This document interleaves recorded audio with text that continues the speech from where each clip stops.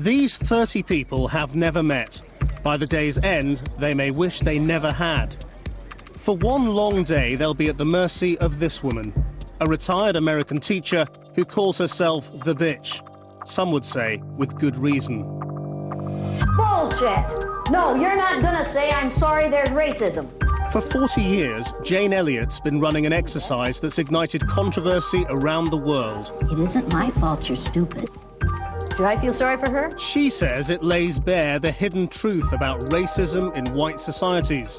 Many disagree, some vehemently. Wrong. You're doing it again. Persecuted her for standing out. You're doing it again. Persecuted him for standing out.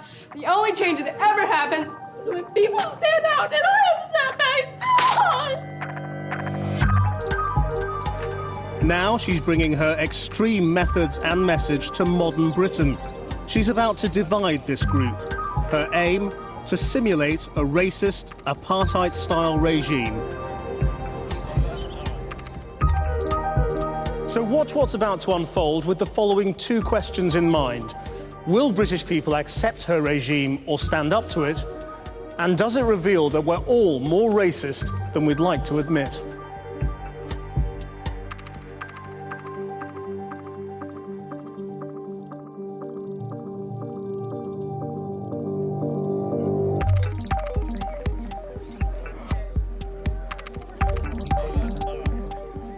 Six months ago, we advertised for people to take part in a psychological exercise.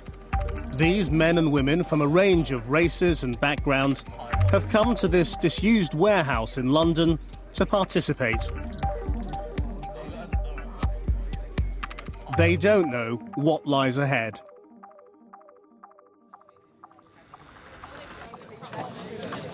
You people get in here and sign in. Now.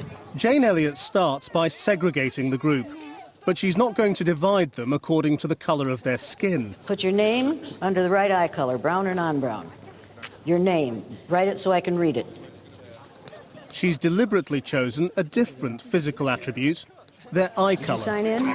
No, is it brown, non-brown what? Eyes. Right. Sit. Put your legs together. I don't have to straddle them and I don't have to stand between them. Okay. Any volunteers with blue eyes will be bullied and collared Over there. and sent to a holding room with a security guard. For them, the regime of discrimination is already beginning. Okay, sit down. Sit. So masterful. Now, I don't usually do this, but I'm going to make an exception in your case. Oh dear. Keep your mouth shut. Okay. And start now. I don't play second banana. Do you understand that? And if you want to be cute, and if you want to be funny, you are in the wrong place. You got the wrong color eyes, and you got the wrong attitude. Okay. Now you're bound to find this less and less amusing as the day goes on. Save yourself. Go over there. Okay. Throughout the day, I'm based in this adjoining building, watching with psychologists Professor Dominic Abrams and Dr. Funké Baffour. So it started already, and it's quite blunt already, isn't it? I mean, they look pretty shocked. And she's established a very clear power structure here. She is the leader, and they have to respect her authority for this to work. And at this point, they're all releasing control. What she's doing now is making them release control so that she's in charge. But the blue eyes are already compliant. They're being shouted at, Yes. told to sit down, shut up. I think they think it's a joke. They might think, oh, this is workshop, this is just to set us up for the workshop, not really realising the impact it's going to have on them. Brown or non-brown? Brown. Go right down there. Brown-eyed, go there. Volunteers with brown eyes are sent straight through to their seats in the main hall. This will be the privileged majority group. The blue eyes will be held together in an uncomfortable room with just 4 chairs. Gosh, she's friendly, isn't she? Actually, she was very rude. And monitored by security cameras. What do you have in your mouth? Nothing. You aren't chewing gum? No, anymore. Don't be. Go over there and stand until somebody comes for you. Sit down. Now I'm going to give you a piece of advice. I don't need cute. I gave up cute when I was 18. And you'd better give it up now. Don't be a funny girl today. I'm not amused. I've had a bad night and you're going to have a bad day. Go over there and stand by her. Brown-eyed? Brown-eyed. Go right there. Thank you. We're not doing too well, are we? Don't walk in front of me. Go behind me and sit down. Haven't done well at all yet, have they? Yeah, we have. Oh, have we? What have we done that's so wonderful? World, Oh, isn't you it? know. Yeah, what a bunch of bullshit. Go over there. Thank God. Thank you. Go there. With 15 minutes gone, all 30 volunteers are now segregated. Keep these people quiet. Keep these people orderly. If they get noisy, they will be ejected from the building. The blue-eyed group is now isolated and out of earshot. The scene is set for the next phase of Jane Elliott's regime. Her plan is to get the brown-eyed group to turn against the blue eyes. But why? What is she trying to achieve?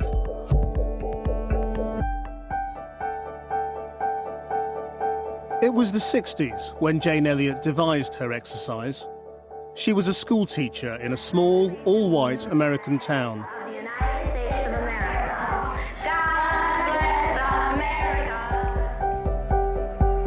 America in 1968 was a segregated country.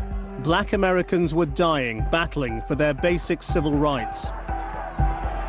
When Martin Luther King was assassinated, it had a profound effect on Jane Elliott.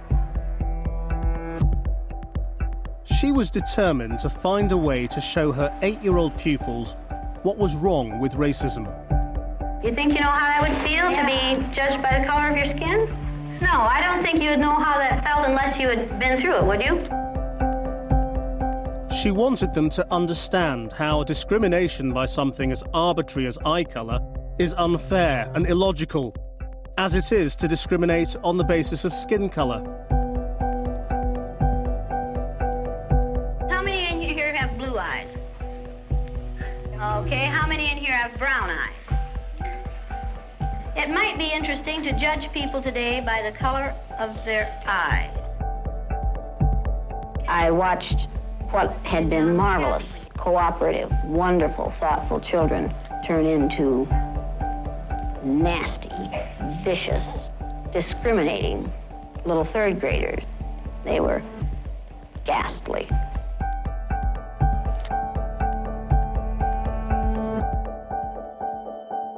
In race-torn America, Jane Elliott opened her students' eyes to overt racism.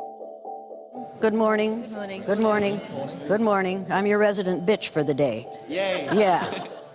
But as she prepares to unleash the full force of her provocative methods on these men and women, what will she reveal about modern, multicultural Britain? We are going to inject live racism into these people in hopes that in the future they will decide not to let those things happen to other people. This exercise is an inoculation against racism. We can make a difference here today.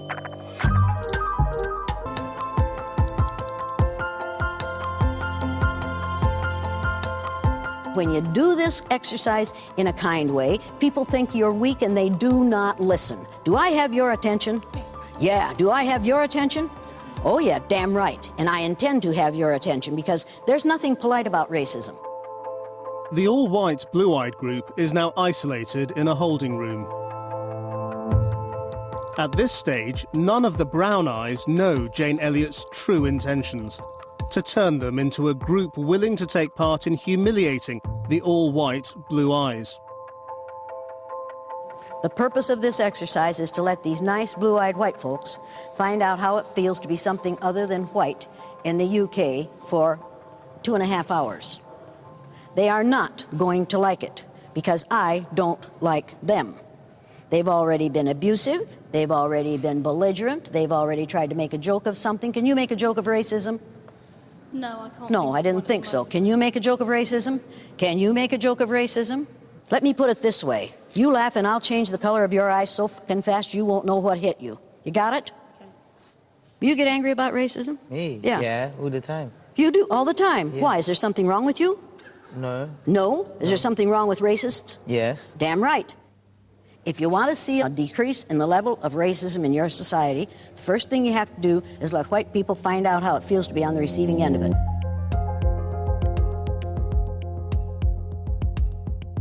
Jane Elliott's abrasive style is not to everyone's taste. Over the years, it has been criticised as bullying. How do you feel about Jane's style and approach? This is an educator, a teacher, trying to teach these people what it is like to feel discriminated against. And you think about adults being taught in that way. She's put them in a childlike position, which many people don't, well, nobody wants to experience that as an adult. So I do feel that some of her elements are quite harsh. She's taking something that's been incredibly important to her in her personal life and in her role as a teacher, and she's saying, with this, I can powerfully demonstrate to a set of people what it's like to be the victim of racism and discrimination.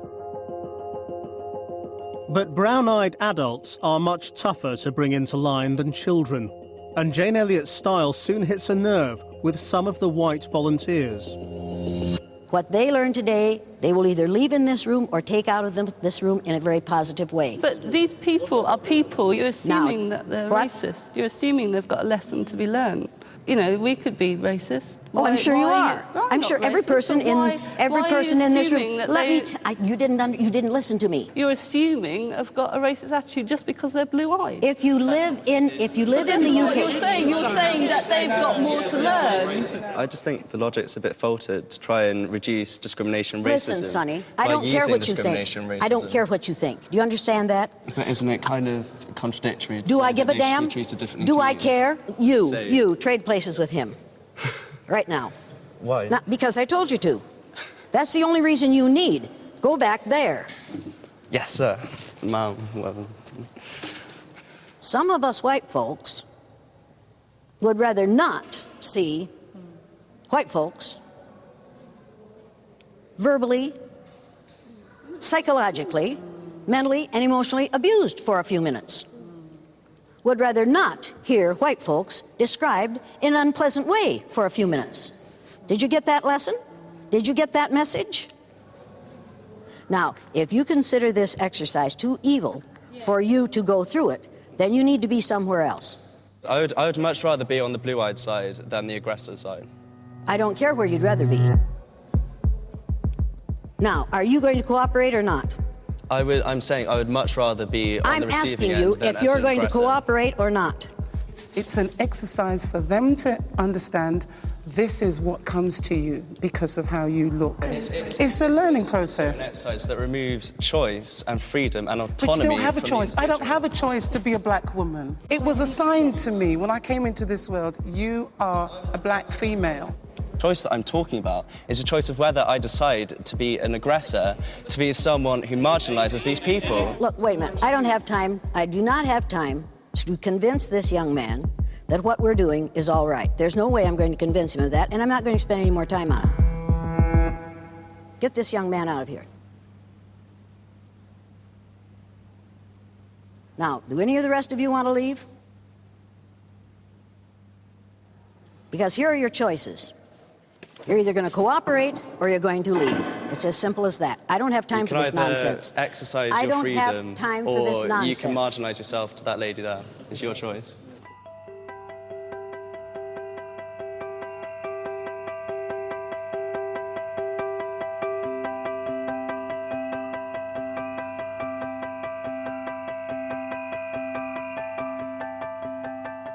What do you think's the effect of her throwing him out on the rest of them? The majority of this group are committed to what she wants to do. And notably, it's the white members of the group who are uncertain about it and unhappy about it. And now another one's walking out. People in majority positions, powerful positions, the whites, for example, don't see there's a problem with racism. And it's a really fundamental problem. They just don't see there's an issue. And this is what we're getting here as well, is that the white people in this brown-eyed group are kind of saying, look, do we really need to do this? Is it really necessary? And she's trying to convince them, and the rest of the group are convincing them that it is necessary. Now, if you think I'm being too harsh on her and him, you ain't seen nothing yet. Because those blue-eyed people are going to come in here and try to argue. Are you going to support them? Are you going to support them? Are you going to support them? You? You? Now, here's what's going to happen. All I want you to do is act white.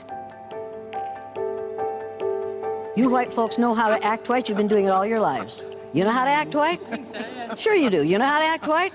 You know how to act white? Not really. Well, can you when you have to? Just look down your nose at everyone. Can you?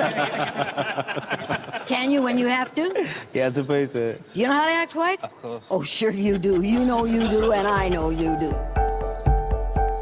With 2 volunteers gone, Jane Elliott seems to have quelled the brown-eyed dissent.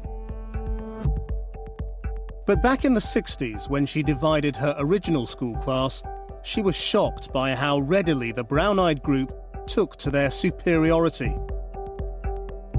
What happened, John? Russell called me names and I hit him in the gut. She was even more alarmed by the blue-eyed group. They gave up. Their heads went down. They underperformed. Jane Elliott felt she had seen the world in microcosm. Her exercise showed what racism was, an immoral and irrational social construct that people were far too quick to sign up to.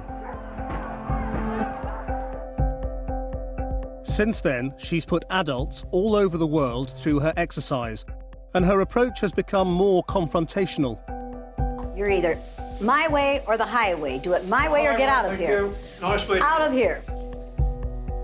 What have you just learned?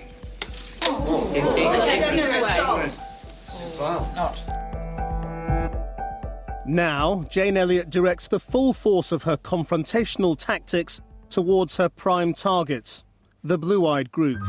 Now, whether or not I like them, we're going to let these people in here.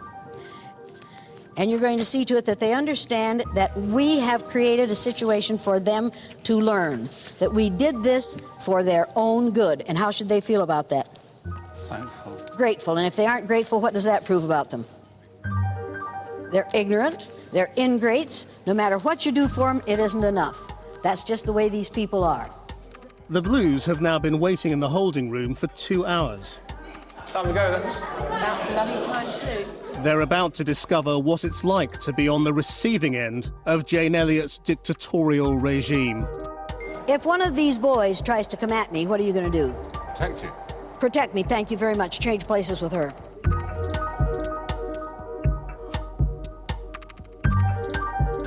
So what do you think's going to happen when the Blues come in now? Quick predictions. I think the Blues are going to stick together. I do agree with Dominic, they will stick together. I think one person will probably leave. Get in here and sit down. They look very intelligent to you? Look very aware? Look very interested? Get up here and sit down. Get up here and sit down. Get up here. You're not sitting in the brown-eyed group. Get up here and sit down. You're not sitting in the brown-eyed group. Get up here and sit down. My initial reaction was, we're into a them and us situation. I spotted immediately that the group of the brown-eyed people were looking very aggressively at us. They were looking very negatively at us, and I knew immediately that we were in for it. Get up here and sit down. You're not sitting in the brown-eyed group. Get up here and sit down. Now, if you'll look behind you, you'll see that most of these chairs... Don't move for her. Get out of there. Jane Elliott now begins to make life very difficult for the Blues. Do you have a physical problem that will be made worse by sitting on the floor for an extended period of time? Possibly, but I think I'll be okay. Possibly, but she thinks she'll be okay. If we find out later that she isn't okay, who's she going to blame it on? Us? Us. So am I going to take that answer? No. No. Do you or do you not? I do. Was she lying before? Yeah. Yes. Yes, she said possibly, but I think it'll be okay. Did she lie to us? Yes. What do you know about blue-eyed people? Liars. You find that amusing. Don't laugh at her. She makes you look real bad. The Blues will be put through a series of classroom exercises, basic, even childlike in their simplicity. Jane Elliott has used these over the years with dramatic effect.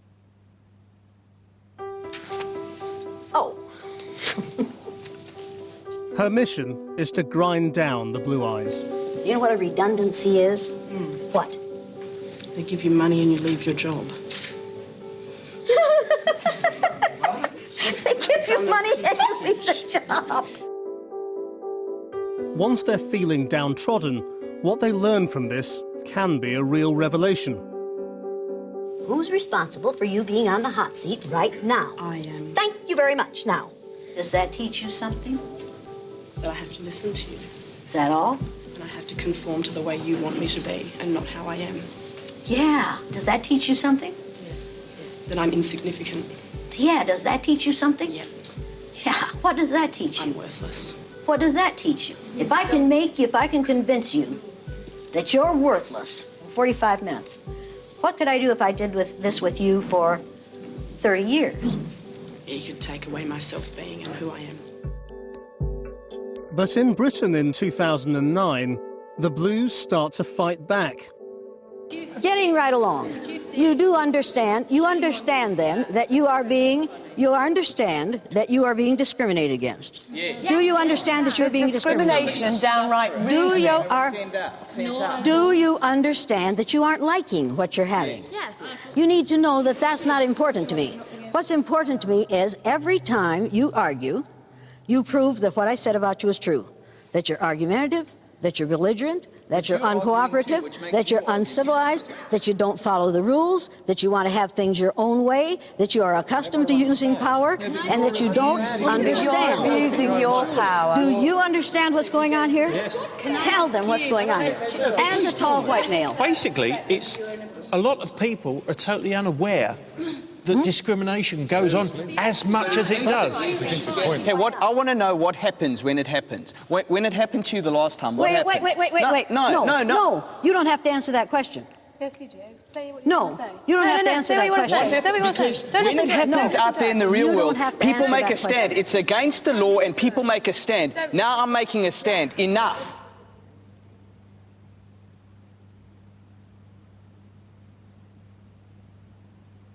And guess how much attention I'm going to pay to that. You have a free choice. You have a free choice. No. Who wants to listen to David speak? Don't listen to her. Speak. She is not running this show. Take her out of here. Take her out of here. Fine. Don't listen to her. I understand what you're doing. I'm just saying I don't understand why. I've spent the morning with these people and none of them are racists. Just because my skin isn't black, I mean, you probably noticed, a little bit tubby. I've been discriminated. Yeah, I am. I've been discriminated with that all my life. I still put up with it. I face it. I go into shops and see a nice shirt. Oh dear, they don't do my size. Oh well, I'll have to put up with it, won't I? You can lose your tubby. But you can't change the colour of your skin. Unfortunately, there's a small minority that will use the word racism. They bandy it around when it's not. Let's use the word political correctness. You're not allowed to use the word gollywog anymore. See, to me, it's not offensive to you. I don't bar black shit. What's that about? What's strange is that you've got the blue-eyed people actually sort of arguing that racism isn't a problem. Yeah, the blue-eyed people are defending the system. They're saying, you know, we all have to suffer. It's difficult for all of us. You know, the guy's saying, well, I can't get the right size shirts. You know, this kind of thing.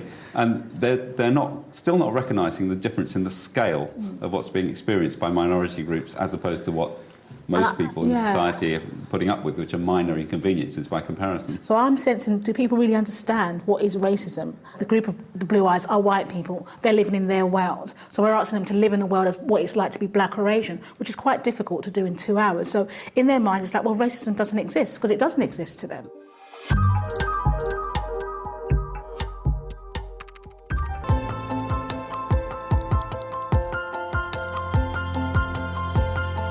Jane Elliott has carried out her controversial exercise all over the world. But here in Britain, she's met stubborn resistance. I'm not going with all this crack you're putting out. I'm sorry. That's up to you. When I came here, racism, oppression was wrong. When I leave here, I will still think that. In the blue-eyed group, the all-white volunteers are refusing to accept the exercise has anything to teach them, while the majority brown-eyed group are watching on, reluctant to speak out. Do you think this is going to plan? Is this how it's supposed to be? I don't think it's going quite according to plan, in the sense that usually by this point you'd expect the blue eyes to be more crestfallen, and you might expect the brown eyes to be getting more energised about criticising them. The browns aren't joining in a lot, though, are they? No. And I think that probably represents which country you're doing this exercise in. Whereas America, there is a strong divide, or Australia or South Africa. And this country, it's more subtle. So even though they may have an opinion, they're sort of keeping it quiet to themselves. Do you get angry about racism? No. You don't? No. I was brought up by my mum, who's white, grandma who's white, my auntie who's white, my cousin who's white. I mean, my family is white. So the only thing that isn't white is my appearance, in terms of my mannerisms and everything else. So I play the game, and part of my playing the game is avoiding the situations where somebody could have a negative stereotype of me based on my name, what I look like. And I think that's it, because once somebody sits down and have a conversation with me, they realise I'm not the things that potentially their stereotypes would dictate I should be like. Jane Elliott now introduces a setup designed to force any reluctant volunteers to finally step into the fray. You, stand up here beside me. Yeah. You, right here. I wanted you, nice blue-eyed white people, to find out how it feels to be on the receiving end of that which we allow to be handed out to whole groups of people every day. You don't live what she lives with. And you can't argue with somebody's experience. No. If you don't see the other person's reality, then you don't face that reality, you're almost part of the problem, because you don't see any reason for change it. Change what? Change what? In the UK, the racism, it's very subtle. It's very subtle. It's standing in a queue, waiting to be served, and the lady at the desk or the reception serves the person behind you, or the white family that's just walked in through the door, or my son running for the bus and getting stopped by the police. Why are you running? I'm running for the bus. Her child learns something like this every time he walks down the goddamn street. Stop and search. And in the United States of America... Any kid stop and search because there's a knife problem at the moment. 8 times more likely to be stopped and searched as a black boy. But you keep saying statistics. I'm sorry, statistics that's how it is. It's the way it is. Everywhere, all teenagers out at night. It's a statistics show. The police will stop them and look for knives. It doesn't matter You are what colour 8 times more likely to be stopped One of my and best friends is a local Bobby on You're not hearing me. Denying the hearing you, but you feel you're and now unique. You're getting defensive. You are not unique. You're still not hearing the point. You're not hearing the point. I'm totally hearing the point. What I'd like to hear more is what you propose to do to actually change all this. Oh, wait a minute. Let's get on to that later. How are we going to change it? What will we do? I'm so glad you asked that. I'm so glad you asked that. I'm bored with this bit now. I'm ready for a tea break and I want to move on. What you're doing is blaming the victim. What victim? What you're doing is blaming the victim. Where's the victim? You're saying to her, what are you going to do to change this? Going to do? She doesn't have the power to change this. What are we? No, you did not. Did? No, what I'm did sorry, she say? You weren't listening.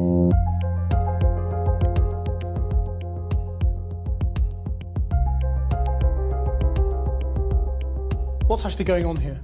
This is a lot what happens in society, where people are just in so much denial that they feel, well, you sort it out, it's your problem, when it's actually all of our problem. I think the people who are actually learning a lot here is the people in the brown group, because they're learning about how impenetrable this is for white people, for majority people, that they cannot get it. They cannot get this difference of perspective. It's really tough for them. They either don't want to accept there is discrimination, or they don't see the discrimination, or they don't understand what it is when they do see it. Is to manipulate it. As the disagreement escalates, one of the more cautious volunteers finally steps forward. I don't think we are in denial. I think you want us desperately to be in denial, but most of us... Stump. I have a daughter that lives, not with me, obviously, but she lives in a very middle-class area, a very rural area, and she's the only non-white in her school. I will not go and pick her up from school because of my belief of other parents' perceptions of my daughter because her father looks like I do. Now, you can frown as if to say, well, why? But the bottom line is, after 34 years of my life in this country, that's how I feel. That's so sad. And it's so... Yeah? I feel sad. OK, now another reality of it, and ask any of my friends, is I talk in terms of I play the game. OK? If you speak to me on the phone, you will have zero idea of what I look like. You either conform, in which case you get an easy life, or you fight against it and you'll end up criminalised, outcast and removed from the situation. But Marvin, what you've said, I agree with, but it's not colour. You could be a skinhead and not want to pick your kid up from school. You can be a cockney. The skinhead can let his hair grow. I'm talking wholly and exclusively based on the colour of my skin, nothing else. Just to qualify the thing about the school, part of the reason I don't go to the school is because, I mean, I'm mixed race, so I'm only half caste. My daughter has got a white mother, which means she's even lighter than me. Therefore, I believe that most, if not all, of the people at that school think she's white. If I turn up, then the children will see a different... And treat her differently. And again, it's not necessarily because these kids are ignorant, it's because these kids live in an environment that's wholly of white people. I chose to play the game. That's right. That's it. We have to play the game. There is this game we have to play to get by. White people play the game as well. My ex-husband, for example, is in the sporting environment. He's taking on top quality customers, the RAF, people like that. But he conforms. He has to wear a business suit. He has to wear a tie. He has to speak beautifully. He has his short back and side haircut. He looks immaculately groomed. He's actually a rugby player from way back. He's happy wearing sloppy old jumpers. Is he white? He used to have his hair longer. Is he white? We have to conform as well. Is he white? That's not conforming. You're talking about conforming. He would conform to pick up my daughter from her school. He would not turn up looking like a scruff bag with long hair, bad clothes, bad breath, unwashed, bad shoes. Isn't that pride, though? No, it's exactly the same. You're talking about your school environment with your daughter, my school environment with my daughter. We all agree that it's not the same? It's not the same. It's not the same. What? It is. Sorry. Yes. Maybe to a lesser degree. Let's agree. Let's agree to disagree.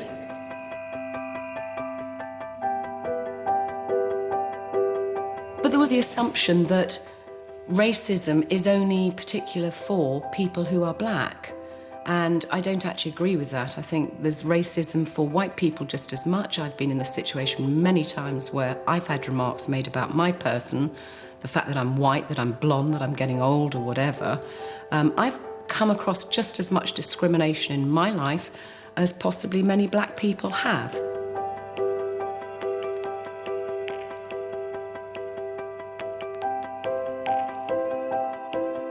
But it's interesting now that the brown-eyed group are actually talking up.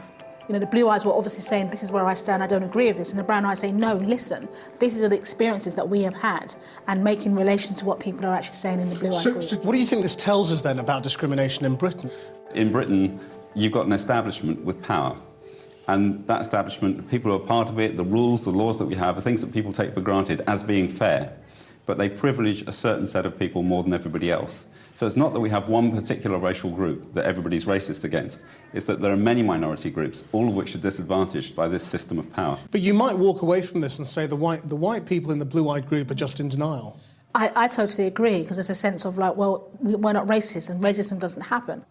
Because the discourse now is that people are feeling, whether you're black, white, Asian, everyone feels they're being discriminated against. But what people are failing to recognise is the issue of power.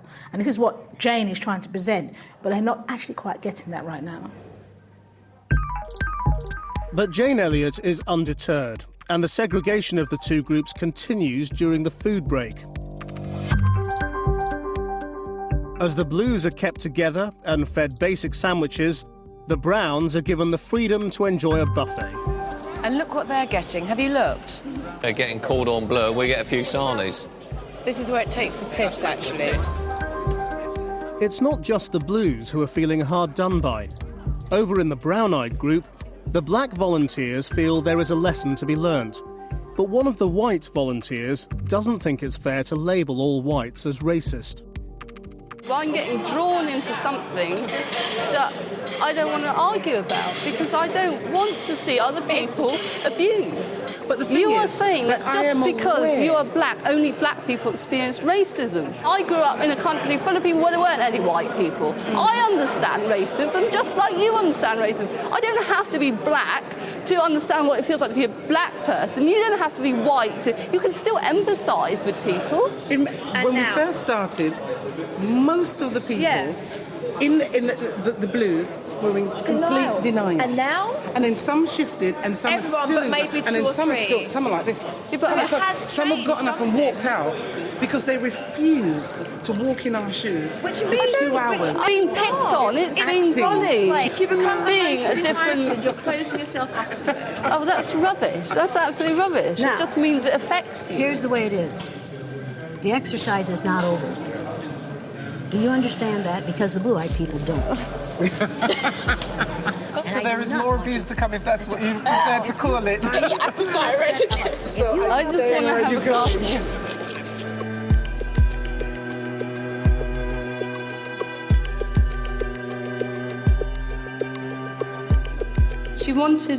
She wanted people to understand what black people were going through, but she didn't want to understand what anybody else was going through. I hate people putting other people down. It's wrong, and I don't like it. It's not about being black or white to me, and I think it was a bigger issue. It wasn't just about... She made it too simple. She was separating us. There were black people and there were white people, and that was, as far as she's concerned, that's all it was. Jane Elliott's beliefs and methods have always been controversial. Is this bullying? Or is her unpopular approach revealing there is more racism beneath the surface than we think? Once you start thinking, oh, everybody's looking at me, I'm different. Everybody's got it in now, are they? Nearly as many of them as us, so they're not different. Nobody, But in my class, 1/3 of my class are black children. Then I've got a bunch of half-caste children. I've got one little girl who's stunningly beautiful. She fell over, scraped all her face. I admit I was slightly surprised that where she scraped all her face, it's all pink underneath. Right? Did I expect it to be black? I don't know.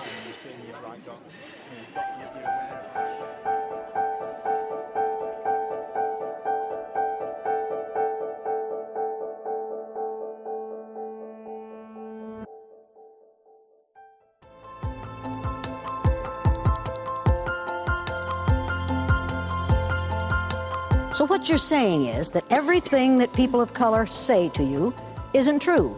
It's their imagination. They're paranoid. They aren't paranoid.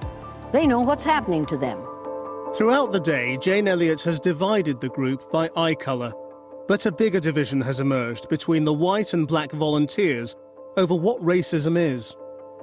Do you think this whole exercise is able to deal with the subtleties of racism in 2009? The racism that isn't in your face, that's under the surface, that you may not spot, you may not notice? No, the point isn't to be subtle. The point is to be brutal and show the brutality of discrimination as it happens, not individual to individual, but system to person. So how people suffer as a result of an unfair system. For Jane Elliott's final flourish, everyone will sit an intelligence test. But she's rigged it, so the blue eyes will fail. Brown-eyed people, move your chairs back away from these people, because if they can see your papers, they'll cheat. To guarantee this, she's already given the browns half the answers and told them to keep it quiet. For the first time, the blues offer no resistance.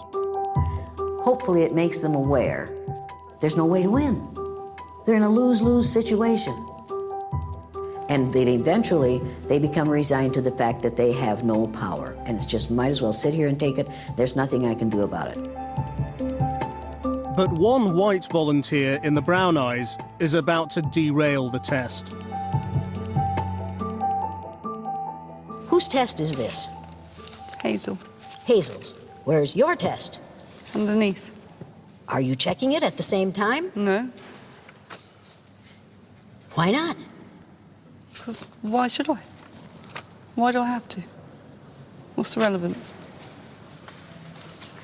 Let me make it relevant for you. This broad doesn't think she has to check her test. We cheated on the test, so I don't see why we should be marking it. Well, you gave us the answers. You didn't cheat on the test. So why should I mark it when I know that you've cheated? Wait just a damn minute. You can, as a white woman, prevent white people from learning for as long as you think you can get away with it. Has that fool learned anything yet? She's preventing other people from learning as She's well. working hard at it, isn't she? Yeah. With the final task thrown off course, the division between white and black surfaces once again. Here was an opportunity to carry out an exercise and see how people reacted and learn from that. But instead, what we got was sabotage. Sabotage. Effect of the situation. It's not. Exactly what it is. Clearly, I think we all understand that this is an exercise, and there were issues. Now we will never know, will we? This controlled environment is about racism or is about being an underdog because of something you have no control over. Sometimes the system is stacked against you, and those in power may be operating in a way to put you in a disadvantaged position. Jane Elliott brings her exercise to a close. After 10 hours of struggle, has the exercise revealed the reality of life in modern Britain is still very different for white and black people? I'm 63 years old, and I've seen England change so much. You know, for me, it's so difficult because all of a sudden, you know, we've got this multiracial society. It wasn't there when I was a kid, when I was a teenager even. And my kids accept it. They're amazing. I'm the one that genuinely has a great difficulty with it. But I'm learning. And today I think I've learned so much. Thank you. For me, I didn't need to ever change my opinions. I walked in there as a person who feels very, very strongly about any form whatsoever of that kind of behaviour demonstrated by, whether it's one of my friends, one of the children in my class, whatever. I've always felt passionately about that. So I didn't need converting. And to be treated as if I was this pariah who was out there was unacceptable anyway. So I wouldn't pay lip service to her. And my comments at the end were more how disappointed I was. I've been in occasions where people have you know, told a joke and everybody has laughed and nobody realised that that was a racist comment apart from me. So, you know, so you can be in a situation where, it goes completely over your head because it doesn't affect you. So because it doesn't affect you, it doesn't exist. And that's not the case. You've just not noticed. Jane Elliott has said this will be the last time she does her exercise on this scale. Having watched the twists and turns all day, I wanted to question her methods and beliefs.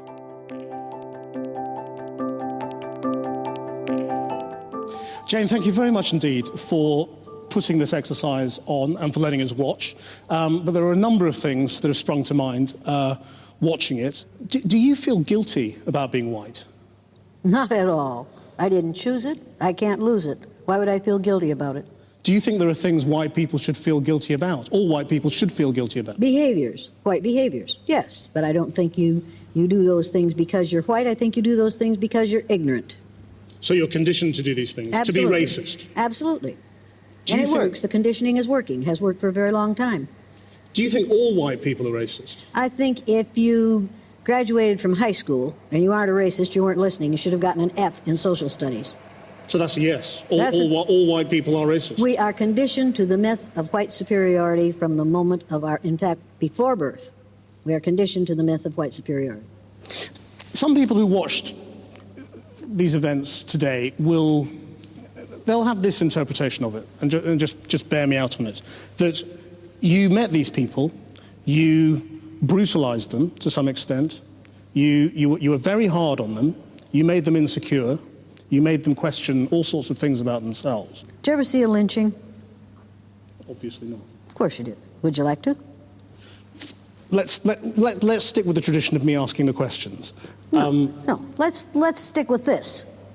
What I do looks brutal to white people because that isn't something they have to live with all day, every day. But you know the accusation. The accusation is you're manipulating them. Of course I am. And that's wrong. You're playing with their feelings. Yes, and it's wrong when it's done on a grand scale in society. It's even more wrong, but we do it all the time. You've been doing this for more than 4 decades. Yeah? What do you think people are going to say the legacy of Jane Elliott is? Don't care. You must care. You've care. been doing this to change behaviour and make the world a better place. You must care. Don't care. What people say about me is of little importance to me. Did I make a difference today? Did I make a difference today? Did I make a positive difference today in the area of racism? And that's what I want to do.